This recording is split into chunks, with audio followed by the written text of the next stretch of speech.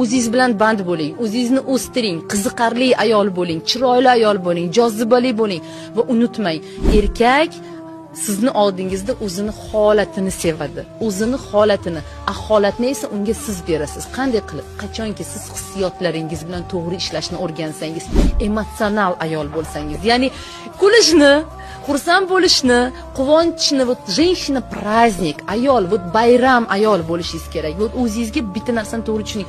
Men bayram bo'lishim kerak. Eringiz ishdan shunaqa charchab keladi, o'zi tak mana bu ko'cha, напряжение, mashina, rul, pul, tam boshqa masalalar yetarlicha unga. Va u uyga kelganda yana qo'shimcha porsiya problemani xohlamaydi. Shuning uchun ko'p erkaklar nima qiladi? Qochadi. Oilasiga kelgisi kelmaydi, uzoq o'rtoqlar bilan o'tiradi, choyxonada o'tiradi, lishbi kelmay. Chunki uyda uni negativ emotsiyaga to'la, именно такой вот skripach ayol kutayotganini biladi, ya'ni arralovchi.